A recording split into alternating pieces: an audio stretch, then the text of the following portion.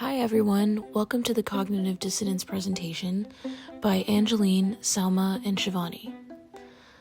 So what is cognitive dissonance? By the book, it is described as a negative, unpleasant state that occurs whenever an individual holds two thoughts that are psychologically incompatible.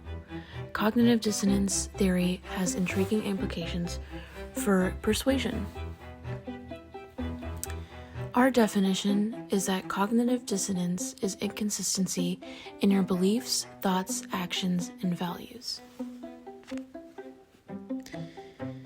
An example of cognitive dissonance is smoking. Smoking is a very common thing. It's something people do when they get together. It's something people do to calm down. People have their reasons for doing it. However, it's ultimately a bad habit. When someone with a smoking addiction wakes up one day and tells themselves, "Today is the day I'm going to stop smoking," but then something inconvenient happens that day and they happen to have a pack on them, there's no harm in another smoke, right? That is a clear example of how our thoughts and actions contradict each other. Stockholm Syndrome is another example. When someone is in an abusive relationship and they want to leave, they might have a hard time doing that because friendships and everyday life for them will change. So they would rather stick to being in that abusive relationship. One of the assumptions of this theory is that people struggle with stability. Mentally, they can't make decisions, be consistent, and therefore they are labeled as unstable. Other things that make up cognitive dissonance are decision-making, effort, and forced compliance. A lot of those are pretty self-explanatory, but decision-making is hard enough on its own.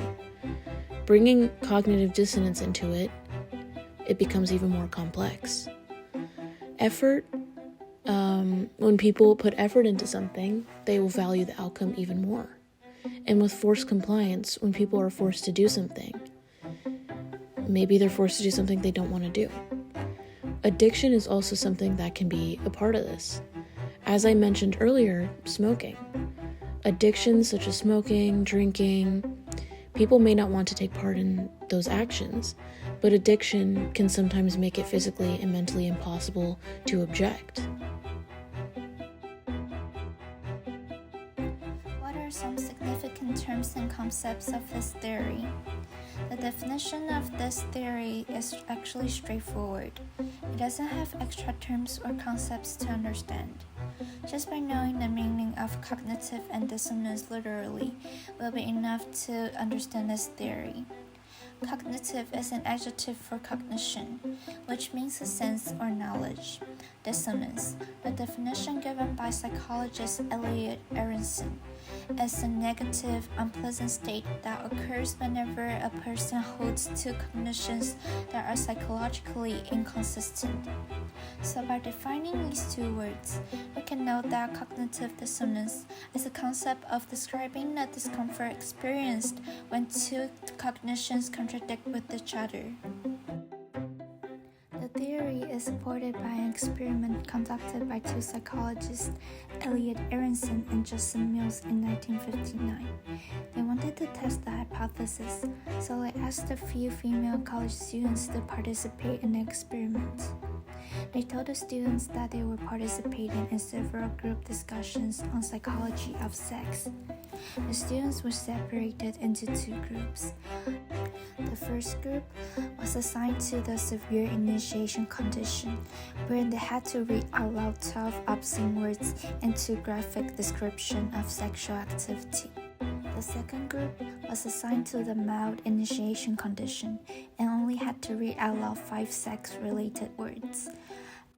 After all, when the women listened to their own voice recordings and talked about it, the discussion was made to be dry and awkward. Female participants had to confront the fact that they had undergone a humiliating experience for the sake of membership in a group.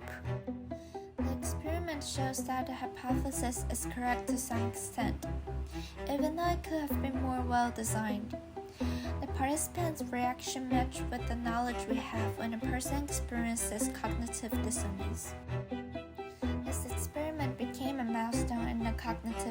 neuroscience research field, and similar experiments have been conducted by different people even until today.